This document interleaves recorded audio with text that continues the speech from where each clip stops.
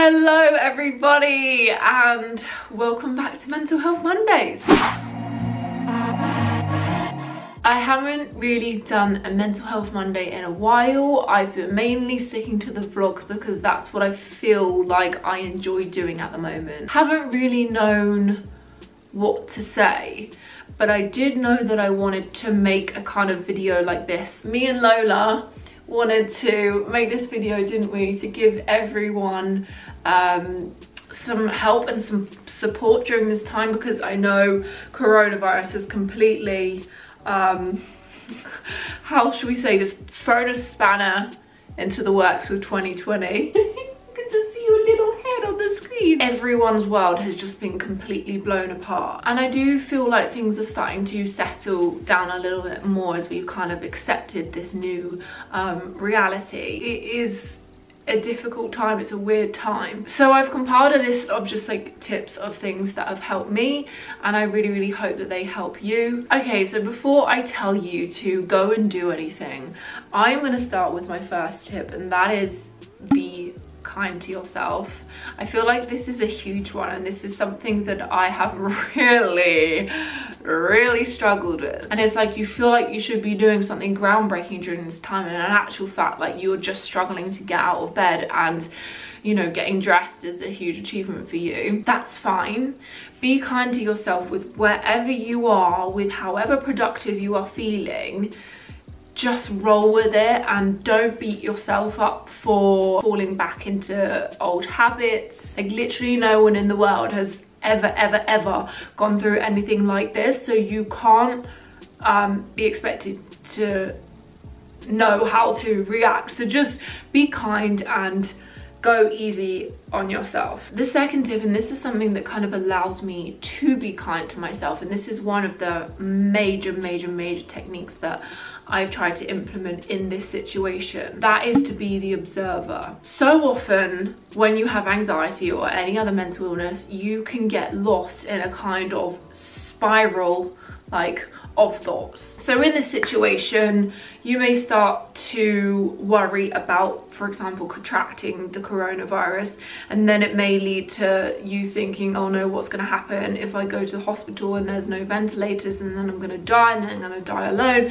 And it's like this whole catastrophizing cycle in your head. To stop this, we have to learn to notice these thoughts when they come into our heads and not let them kind of run away with themselves. When an emotion comes up, you seeing it for what it is, i.e. I feel angry, I feel sad, etc., and just learning to sit with it, no matter how uncomfortable it is. Limit your exposure to the news. For me, whenever I see the news, it just makes me feel anxious, and in the past I was never really an avid news watcher. At the moment, I'm not even watching the news daily. I'm literally just watching or reading the news when there's something important that I need to know about, and that's all I'm using it for. I'm not searching for the death toll in my area. I'm not constantly googling all the symptoms, and most importantly, I'm just not coming across that negativity. I think it's important, if you do want to educate yourself, to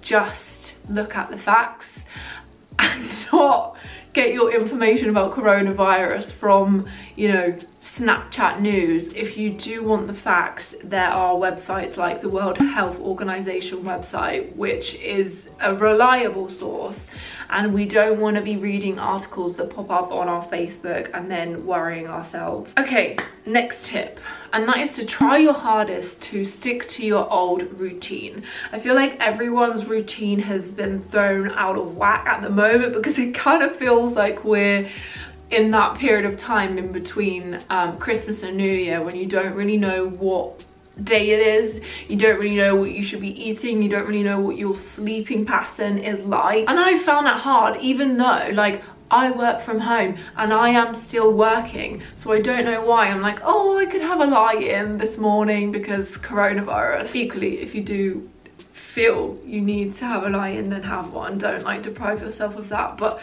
I think it is really important, because again, even with my nighttime routine, I got really into in January like a really good healthy nighttime routine, and then as soon as this kind of situation hit, I reverted back to my old unhealthy nighttime routine, aka like scrolling through my phone on Instagram and then trying to go to sleep, and then all of these thoughts of everything that I was worried about would just be keeping me up, and then I wouldn't sleep until late. Now I've tried to go back to my routine, which I don't necessarily want to do, but I know that it helps me.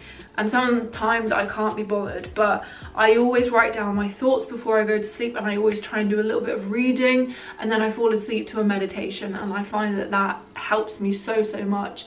And then in the morning I will try and set an alarm for a specific time to get up. And if you are in the situation where you're not working and you have nothing to do, I still think what is really helpful is to just write a few to-dos like for your day, even if on that list is get dressed or watch blah blah blah on Netflix. It's important that you fill your day with little like kind of distraction things, whether that be a puzzle or reading a book or watching something on TV or YouTube. Fill your day with little things that are not just you mindlessly scrolling through the news and Instagram and all of that, because that's not helpful. Okay, next tip, control what you can control. This is a massive one because obviously we can't control what's going on out there right now, but what we can control is what's going on inside us and to an extent in our home environment. I've just moved house and I'm so grateful that I can control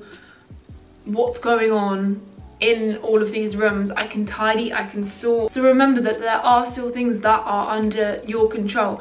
You are in control of what you do every single day. You are also in control of whether you want your mental health to take over or whether you want to use my earlier tip and just try and be the observer. Remember that even though a lot of the time mental illness seems bigger than you, you are bigger than it. It does not control you, and you can control how you react to certain emotions or certain situations that arise. Next up, focus on the positives. I don't want to be sat here like, guys, come on, yeah, this is amazing.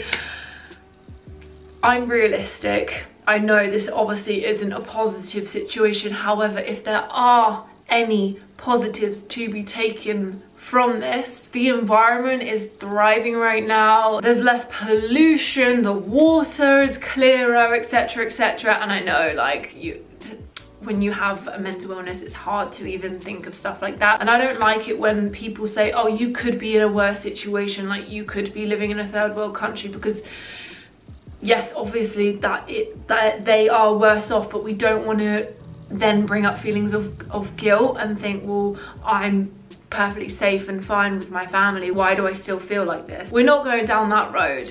In terms of positives for yourself and the general public as a whole, I think families are definitely coming closer together, and if you are in isolation with your family, this is the perfect time to, you know, get creative. I've seen so many families like do their own like pub crawls in their house, or like set up like games to do. I think people are definitely getting more creative, coming together. Also, I do think it's actually a positive thing that everyone is now having to sit at home with their thoughts. It's funny because I did kind of know this, but you don't really realize how much the wider general public has used, for example, like going out and drinking as a method of distraction. Lots of people are having to now look inwards, having to think about, you know, how they think about themselves, how they talk to themselves in their head, what they think about the world and all of that. Okay, next one, make sure you try your best to get outside if you can. Obviously, like I say, sometimes you just don't have the motivation to. I'm very lucky in that I have a dog that requires me to walk her every single day. No matter how low I have felt, I have dragged myself up. I've been out for walks in my pajamas with my hair literally like this. Never regretted a walk during this period of time. I've never regretted going out into my garden. I'm so blessed to have that space. It's weird, it like just changes your whole mentality from like being stuck indoors. Whenever I come back inside, I feel different. Is that weird? I don't know. Okay, the next one. And again, whenever I say these things, I'm also aware that it's not possible for everyone. Getting active is really, really helpful. I think I work out more now than I did before quarantine. I feel like because I now have more time on my hands, and also people, again, like I say, they're getting creative. There's so many like Instagram live workouts and I absolutely love them. Some of the ones I've really been loving is Barry's, Cobox, Cycle, London. My PT's been doing some. Go and follow him and check out his workouts. They've been really good. These aren't live, but I really, really love Yoga with Adrian because I've been loving doing yoga. It seems also that everyone has turned into runners, which is great. The next one is to communicate with friends. This is so important to stay in touch with people. FaceTime them, get creative. Like obviously we're now on like Zoom and House Party. Well, is anyone still on House Party? I delete my account after this whole hacking thing. We're doing virtual pub quizzes. I have literally scheduled in my diary drinks with and then my friend's name when we're just gonna FaceTime each other and drink a glass of wine. I feel like FaceTime is like more acceptable now, not that it wasn't acceptable before, but I'll just like randomly FaceTime my friends throughout the day because I feel like on the whole people are a lot more free. Check up on your friends, especially the friends that you are usually, you know, the happy ones. Even if you're seeing your friends posting something positive on social media, still make sure you're checking up with them and also talk to them about how you feel. But a lot of the time it is important to be mindful and, you know, check if the other person is in a headspace to be able to talk about what you want to talk about. In the case where you don't want to bombard your friends with worries about the coronavirus situation, there are so many helplines that you can call. I'll leave them all in the description below. Or just for me, writing down how I feel. It's such a simple but such a powerful tool. Okay, last few tips. Accept the emotions. This is what I talked about earlier. This is how I got through my dark period. I was kind of fighting it because the week before I'd been so productive and so on it, and I was on stories. I was like, yeah, positive, we're gonna get through this, guys. And then my mood just completely dipped. I had no energy, I had no motivation, I was really depressed, I was anxious, I was just letting everything overwhelm me. In the end, I just had to surrender and accept that I was feeling that way, and accept that, okay, this week I'm not going to be able to work out every single day, and the bar has now changed. This is what I struggle with, is a lot of the time the bar changes for me with the like productivity, because my productivity levels can, you know, go so up and down. So the bar just had to be here, which was if I got out of bed and I got showered, then that was an achievement. And like I said, in the end, acceptance that, okay, I feel like shit, but this isn't gonna last forever. And this is a time where you can use one of my favorite quotes, which applies for this whole situation: this too shall pass. Okay, and the final couple of tips. I was speaking to my psychiatrist and he has actually done a few videos on YouTube. He's taken this time in quarantine to make his way to YouTube. It wasn't even me saying anything. I'll link them in the description below because he's flipping amazing. And it's essentially like you get to see like one of my therapy sessions, except without my witty banter, but it's fine. So in his video, he said this: I've been struck by how few of my patients at the moment that suffer from a range of mental health disorders, how few of them have actually been affected in a negative way by the current crisis. And I think this is really, really striking, because I feel like a lot of people who have been through something tough or who've been through a trauma before have actually been prepared for a situation like this. I've done self-isolation and quarantine, you know, on my own terms when I haven't wanted to get out of bed. We actually have many, many more tools than we think, and especially if you've done CBT therapy, you are more than prepared for this current situation. If you've been through any hard time in life and you've got through it, you are prepared. I've seen a lot of posts that are saying, you know, people with anxiety are the ones that are staying quiet during this time, because in actual fact, this situation is what living with anxiety feels like 24/7. When there's this perceived threat and you then go into a kind of overthinking spiral. We have learned to become the observer and challenge that with, you know, rational thoughts. Like I said, only read facts. And my final point is, this is a quote that my psychiatrist gave me actually: never let a good crisis go to waste. We are all gonna learn something from this. It doesn't have to be groundbreaking. I think we've all learned that we are more resilient than we think. Even if your thought at the beginning of this lockdown was, I'm not gonna be able to cope, and you're still here and you're still breathing, you have succeeded and you have learned that in actual fact you can cope. And I think for a lot of us, it's like we're looking at what brings us joy and what we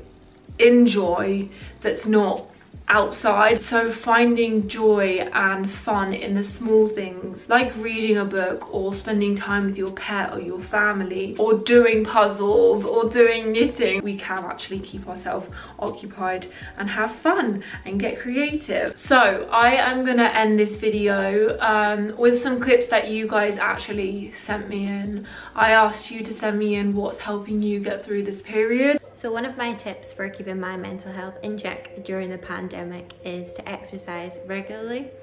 I vary the kind of exercise that I'm doing depending on how I'm feeling, but I'd also say, you know, to accept those days maybe where you just want to stay in bed or on the sofa and watch Netflix, because that is fine too. What helps me get through this really weird place I'm right now, or just even before all this is happening, is by listening to music. I know it's something people say a lot, but generally by finding an artist or a song that you can relate to, it literally helps you so much. So a few things that are helping me through isolation at the moment: taking it right back to basics, just trying to make sure that I'm getting up, washed and dressed every day. Also, I've noticed the weather has had such a positive impact on my mood, so I'm trying to spend as much time in the garden as possible. But I've also left a lot of my indoor jobs to do. If the weather does change, that gives me a distraction. Trying to stay connected, or as connected as possible, with your family and friends that aren't in your house, and just trying to help each other through, send each other motivation, be there for other people that are struggling.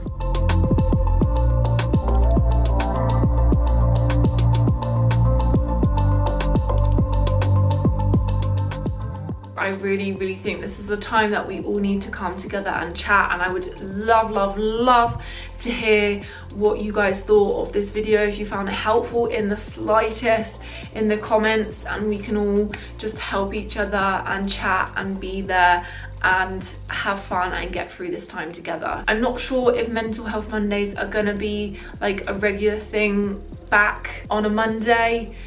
I think vlogs for now is what I'm going to be doing, but we will see. I'm sending so much love to all of you during this time, wherever you are. I promise you, we can get through this. You just need to have a little faith in yourself. Goodbye.